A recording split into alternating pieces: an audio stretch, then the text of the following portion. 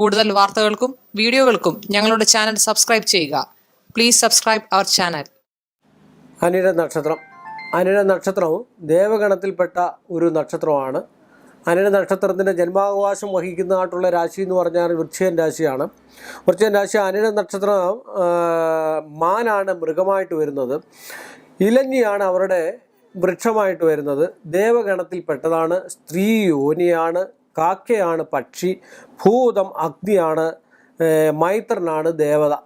അപ്പോൾ ഇത്രയും കാര്യങ്ങളെ പരിപോഷിച്ച് കണ്ടു കഴിഞ്ഞാൽ അവരുടെ ജീവിതത്തിൽ നന്മയും ഐശ്വര്യവും ഉണ്ടാകാനുള്ള സാധ്യതാവസ്ഥ കൂടുതലാണ്. അനിഴ നക്ഷത്രത്തിന് ഇലഞ്ഞി വെച്ചുപിടിപ്പിക്കുന്നതും ഇലഞ്ഞിയെ സംരക്ഷിക്കുന്നതും ഇലഞ്ഞി തറകെട്ടി വെള്ളമൊഴിച്ച് അത് ജീവിതകാലം വരെ പരിപോഷിച്ചു പോകുന്നതും അനിഴ നക്ഷത്രക്കാർക്ക് ഏറ്റവും ഉത്തമമാണ്. ഐശ്വര്യത്തിനും സമ്പൽ സമൃദ്ധിക്കും നല്ല കുടുംബജീവിതത്തിനും ഇലഞ്ഞി വെച്ചുപിടിപ്പിക്കുന്നത് ഏറ്റവും നല്ലതാണ്.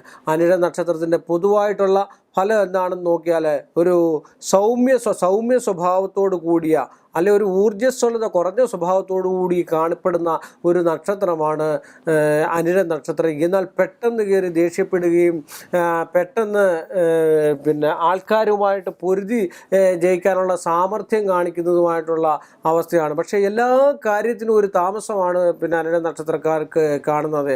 അത്യാവശ്യം ഒരു ദൂരയാത്രയ്ക്കോ ഒരു യാത്രയ്ക്കോ അല്ലെ ഒരു അത്യാവശ്യ കാര്യങ്ങൾക്കോ പോകണമെന്ന് നമ്മളൊരു 10 മണിക്ക് ഉറപ്പിച്ചു കഴിഞ്ഞാൽ 11 മണി കഴിഞ്ഞതിന് ശേഷമേ പോകത്തുള്ളൂ.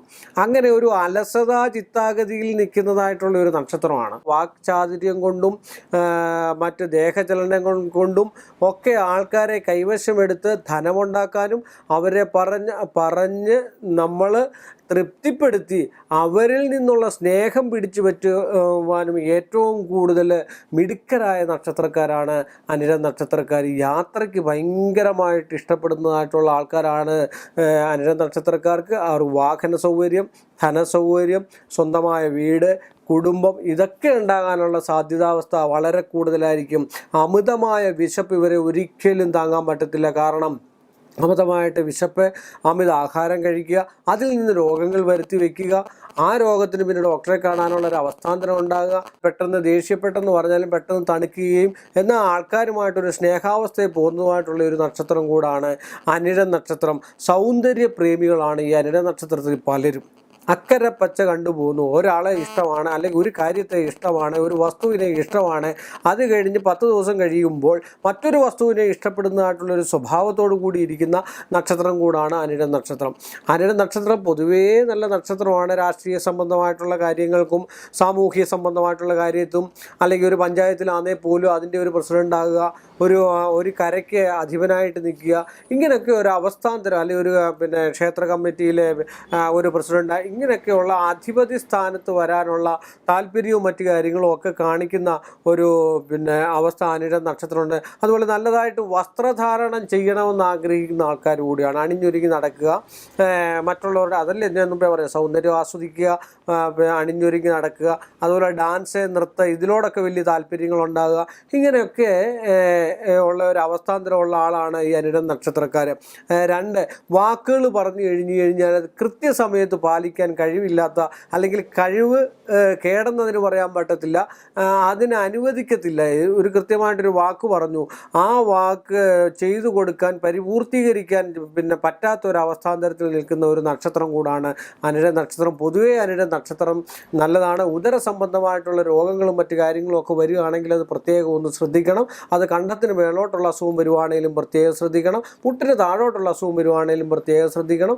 അതിന് ഉത്തമ ജ്യോത്സ്യനെ കണ്ട് അവിടെ വെച്ച് നോക്കി അതിനുള്ള പരിഹാരം, തത്തുല്യ വിലയുക്തമായിട്ടുള്ള പരിഹാരം എന്ന് പറഞ്ഞാൽ ഒരുപാട് വലിയ പൂജകളോ മറ്റു കാര്യങ്ങളോ ഒന്നുമില്ല. കവടി വെച്ച് നോക്കിയതിന് ശേഷം നിങ്ങളിൽ വന്നിരിക്കുന്നതായിട്ടുള്ള ആ നെഗറ്റീവ് എനർജറ്റീസ് എന്താണ്, അല്ലെങ്കിൽ പോസിറ്റീവായിട്ട് നിങ്ങൾ ചിന്തിക്കാനും പോസിറ്റീവായിട്ട് പോകാനും. ഒരു ശത്രുത വന്നിട്ടുണ്ടെന്ന് പറഞ്ഞു കഴിഞ്ഞാൽ ഉടനെ നമ്മൾ എല്ലാ കാര്യങ്ങളും ചിന്തിച്ച് നമ്മുടെ മനസ്സിനെയും ശരീരത്തിനെയും തകർക്കുക എന്നുള്ളതല്ല. മനസ്സിനെ ശരീരത്തിനെ അവിടുന്ന് എഴുന്നേറ്റ് ആ മനസ്സ് ശരീരം ഉത്തേജന ശക്തിയോട് മുന്നോട്ട് പോയി എല്ലാ കാര്യങ്ങളും ചെയ്യാൻ വേണ്ടിയാണ് നമ്മൾ ഒരു കവടി വെച്ചിട്ട് ഒരു ഉത്തമ ജ്യോത്സ്യനെ കൊണ്ടൊരു പരിഹാരങ്ങളൊക്കെ നിശ്ചയിക്കുക. അപ്പോൾ സാമാന്യനെയുള്ള ഏഴരശനി കാലമായതുകൊണ്ട് ശാസ്താവിനെയും ശിവനെയും പൂജിക്കുന്നത് ഏറ്റവും ഉത്തമമായിട്ടുള്ള സമയമാണ്. സൂക്ത പുഷ്പാഞ്ജലി, ശാസ്ത്രു അഷ്ടോത്തരം, ശാസ്താവിൻ്റെ ആയിട്ടുള്ള അഷ്ടോത്തരങ്ങൾ, ശാസ്താവിൻ്റെ സഹസ്രനാമം, ശാസ്താവിൻ്റെ സ്തോത്രങ്ങൾ, ശബരിമല ദർശനം, ഇങ്ങനെയൊക്കെ ചെയ്ത് കണ്ടു കഴിഞ്ഞാൽ അനിഴ നക്ഷത്രക്കാർക്ക് ഇപ്പം വന്നിരിക്കുന്നതായിട്ടുള്ള വിഷയങ്ങളിൽ നിന്നും, കാഠിന്യമുള്ള വിഷയങ്ങളിൽ നിന്നും മാറ്റം സംഭവിച്ച് ഉത്തമമായിട്ടുള്ള ഒരു മാർഗമൊക്കെ ഉണ്ടാകാനും നല്ല രീതിയിലുള്ള ഒരു കുടുംബജീവിതമൊക്കെ നയിക്കാനും ഒക്കെ ആയിട്ട് കഴിയുന്നതാണ്. ഉത്തമ ഭാര്യയെ കിട്ടുവാനും സ്ത്രീക്കാണെങ്കിൽ ഉത്തമ ഭർത്താവിനെ കിട്ടുവാനും ഒക്കെയുള്ള യോഗാവസ്ഥയുണ്ട്. ഒന്നോ അതിൽ കൂടുതലോ വിവാഹ സംബന്ധമായിട്ടുള്ള തടസ്സം വന്നതിന് ശേഷം മറ്റൊരു വിവാഹം കഴിക്കാനുള്ള യോഗമുണ്ട്. ജോലി ആണെങ്കിലും ഒന്നിൽ കൂടുതൽ ജോലി ചെയ്തതിന് ശേഷം ഒരു സ്ഥിര ജോലിക്കുള്ള സാധ്യതാവസ്ഥയുള്ള ഒരു നക്ഷത്രം കൂടാണ് അനിഴ നക്ഷത്രം. അനിഴ നക്ഷത്രം പൊതുവെ ഏറ്റവും നല്ലൊരു നക്ഷത്രമാണ്. ഈ പറഞ്ഞിരിക്കുന്ന ആളുടെ പരിഹാര സംബന്ധമായിട്ടുള്ള വിഷയങ്ങളൊക്കെ ചെയ്ത് കണ്ടു കഴിഞ്ഞാൽ അനിഴ നക്ഷത്രത്തിന് ഉത്തമമായിട്ടുള്ള ഒരു ജീവിതവും ഉത്തമമായിട്ടുള്ള ഒരു കർമ്മപഥവും ഉത്തമമായിട്ടുള്ള കുടുംബ ശ്രേയസ്സും ശ്രേഷ്ഠതയും ഉണ്ടാകുമെന്ന് ആണ് ആചാര്യന്മാർ പറഞ്ഞിരിക്കുന്നതായിട്ടുള്ള ജ്യോതിശാസ്ത്രത്തിലെ വിഷയങ്ങൾ. കൂടുതൽ വാർത്തകൾക്കും വീഡിയോകൾക്കും ഞങ്ങളുടെ ചാനൽ സബ്സ്ക്രൈബ് ചെയ്യുക. Please subscribe our channel.